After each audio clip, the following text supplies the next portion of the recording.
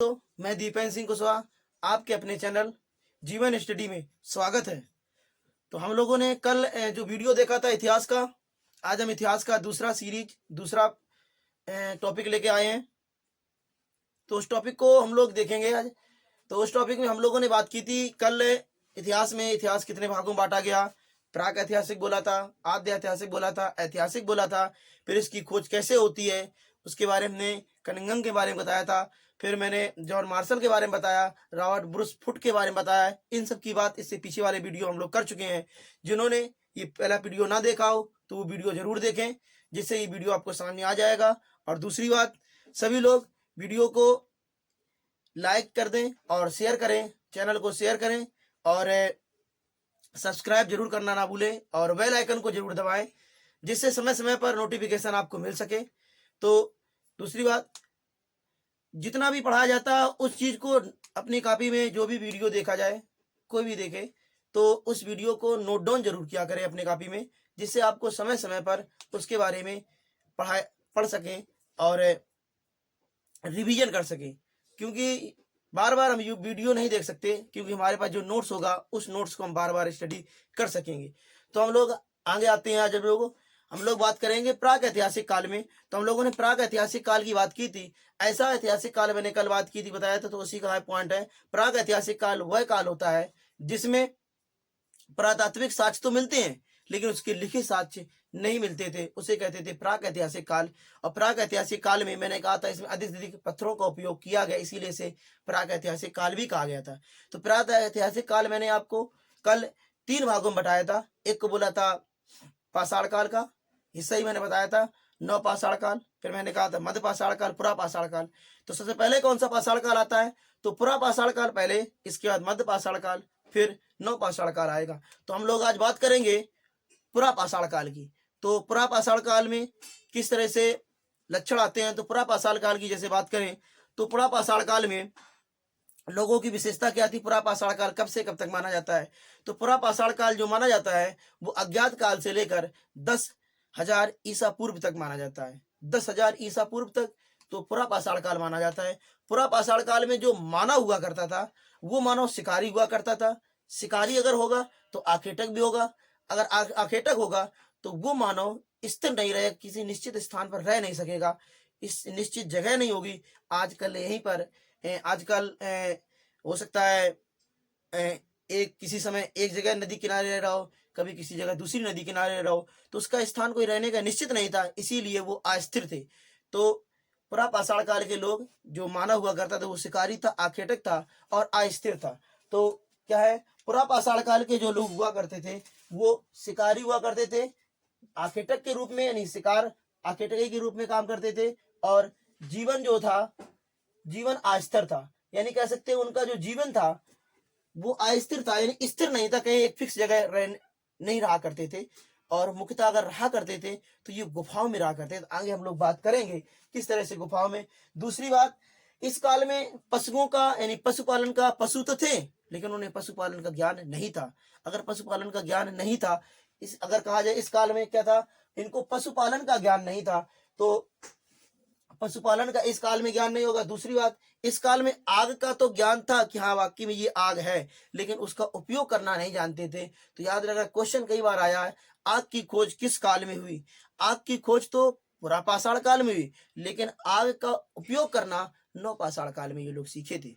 आग का उपयोग करना बाद में सीखे, लेकिन आग की खोज हो चुकी थी। तो आग की खोज हुई थी पुरा पाषाण काल में। तो आग की अगर कहा जाए खोज तो पुरा पाषाण काल में हुई, लेकिन उसका उपयोग करना नहीं जानते थे, याद रखेंगे। फिर मैंने कहा इस काल में लोग पत्थरों का उपयोग ज्यादा करते थे, पत्थरों से ही औजार बनाते थे विभिन्न प्रकार के।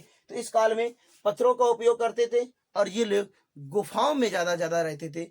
अगर कुछ समय के लिए रहना है तो ज्यादा गुफाओं के अंदर रहते थे। तो ये गुफाओं के अंदर रहते थे। इसके साक्ष्य कहाँ से मिले हैं? तो इसके साथ चीन में एक गुफा आती है, कोजियान गुफा। कौन सी गुफा? कोजियान गुफा से। चीन में एक गुफा है कोजियान गुफा, इस गुफा से इनके गुफाओं में रहने के साक्ष्य मिलते थे। अगर बात करें औजार की, ये लोग किस तरह से औजार उपयोग करते थे? तो नुकीले औजार नहीं हुआ करते थे, ये औजार पत्थरों के हुआ करते थे। लेकिन इन औजारों का उपयोग ये किस पत्थर का उपयोग करते थे? तो क्वार्टजाइट पत्थर का उपयोग करते थे। कौन सा? क्वार्टजाइट पत्थर का उपयोग करते थे इन औजारों को बनाने के लिए। और या कह सकते हैं स्फटिक एक पत्थर हुआ करता, स्फटिक पत्थर का उपयोग किया करते थे।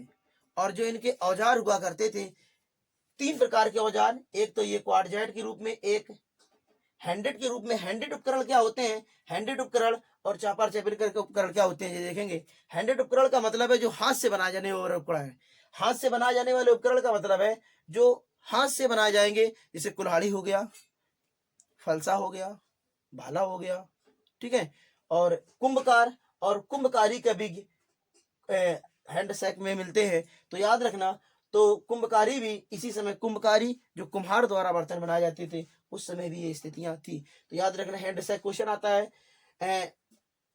हैंडेक जो उपकरण है वो किस काल के उपकरण है? तो हैंडेक जो उपकरण है वो पुरा पाषाण काल के उपकरण है। इसके बाद में एक उपकरण और कई बार क्वेश्चन आया है, क्लीवर उपकरण। कौन सा? क्लीवर उपकरण किस काल के उपकरण आते हैं? तो क्लीवर उपकरण अधिक से अधिक पुरा पाषाण काल के मिलेंगे। क्लीवर उपकरण एक मिलेगा चापर चापिंग पेबुल उपकरण। चापर चापिंग पेबुल उपकरण ये सोन नदी घाटी के आसपास मिले उपकरण। तो ये उपकरण याद रखेंगे। तो क्वेश्चन 3 उपकरण याद रखना, कौन है? हैंडेक उपकरण और चापर चापिंग पेबुल उपकरण और क्लीवर उपकरण, ये किस काल के उपकरण है? तो ये मिलते हैं पुरा पाषाण काल के उपकरण। किस काल के उपकरण मिलेंगे? अगर कहें पुरा पाषाण काल के स्थलों की बात करें, तो पुरा पाषाण काल में ऐसे कौन कौन से स्थल है जहां से पुरा पाषाण काल के साक्ष्य मिले? तो पुरा पाषाण काल के साक्ष्य एक तमिलनाडु में स्थान पड़ता है, जिसका नाम तमिलनाडु में स्थान है अत्रिपक्कम। तमिलनाडु में स्थान अत्रिपक्कम से याद रखना किसके पुरा पाषाण काल के साक्ष्य मिले हैं। लेकिन अगर कहें इसकी खोज किसने की, तो इसकी खोज की किंग्स ने। किसने की? तो याद रखना इसकी खोज की है किंग्स। तो अत्रिपक्कम तमिलनाडु में जो स्थान है उसकी खोज किसने की है? किंग्स ने की है। तो याद रखना, अत्रिपक्कम क्वेश्चन पूछा गया, अत्रिपक्कम की जो पुरा पाषाण काल का स्थल है, इसकी खोज किसने की है? तो इसकी खोज की है किंग्स ने। अगर बात करें हथनौरा में, हथनौरा जो पड़ता है ये भी यहाँ पे पुरा पाषाण काल के साक्ष्य मिले हैं, मध्य प्रदेश में पड़ता है। हथनौरा से अगर कहा जाए तो किसके साक्ष्य मिले हैं? तो यहाँ पर मानव की खोपड़ी,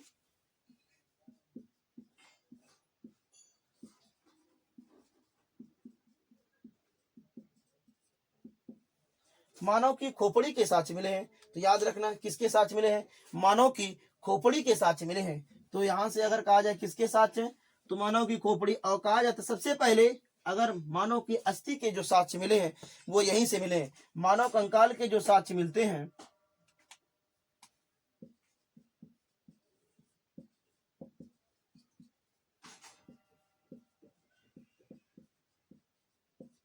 मानव कंकाल के जो साक्ष्य मिले यहीं से मानव की खोपड़ी के साक्ष्य मिले। इस तरह से याद रखना।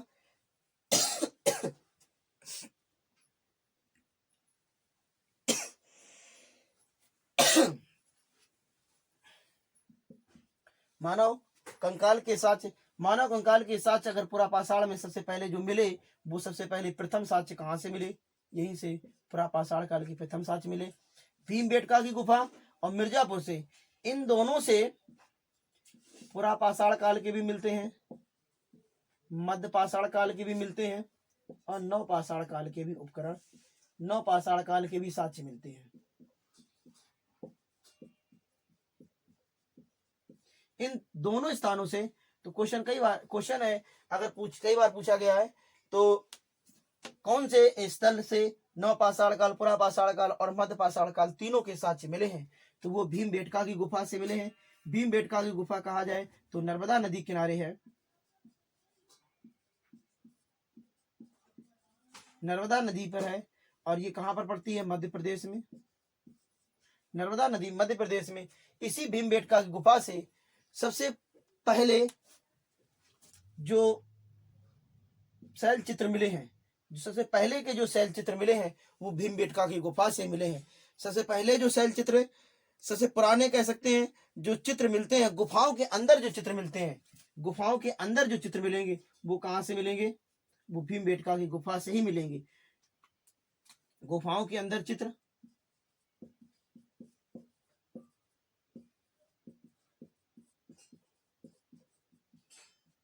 गुफा के अंदर जो चित्रकारी मिली है वो भीमबेटका गुफा से मिली है। और मिर्जापुर, भीमबेटका गुफा, याद रखना तीनों काल के साक्ष्य इसी स्थान से मिले हुए हैं। अगर बात करें मिर्जापुर से जो स्पष्ट साक्ष्य मिलते हैं, वो मिर्जापुर से जो मानव के औजार, यानी यहाँ से औजार के साथ मिले, तीनों मिले। और बेलन नदी घाटी से किसके मिले हैं? बेलन नदी घाटी से जो मिले हैं अस्थि से निर्मित, अस्थि से निर्मित मातृ देवी की मूर्ति मिली है। किससे निर्मित? अस्थि से निर्मित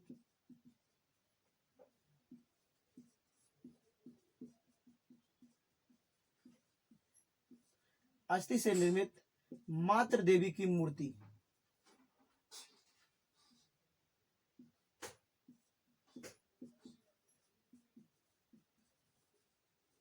अगर क्वेश्चन कहे अस्थि से निर्मित मातृ देवी की मूर्ति पूरा पाषाण काल में कहां से मिली है, तो बेलन घाटी से मिली है। तो याद रखना, तो ये हमने बात की, आपको कुछ स्थल के बारे में बताया, तो ये स्थल याद रखना। तो क्वेश्चन पूछेगा अगर अस्थि से निर्मित मातृ देवी की मूर्ति कहाँ से मिली है? बेलन घाटी से मिली है। मिर्जापुर और भीमबेटका की गुफा से अगर कहा जाए, इन तीनों के साक्ष्य मिले हैं। पुरापाषाण, मध्यपाषाण, नवपाषाण काल के साक्ष्य मिले हैं। यहीं से गुफा के अंदर जो चित्र मिलते हैं, शैल चित्र, वो भी भीमबेटका गुफा से मिले। भीमबेटका गुफा कहा जाए मध्य प्रदेश में है और नर्मदा नदी किनारे है।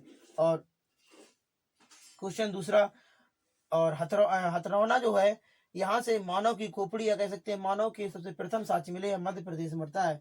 और अतरीपक्कम तमिलनाडु में है। यहाँ पर सबसे पहले इसकी खोज किसने की है? तो किंग्स ने की है। ये किसकी बात हुई?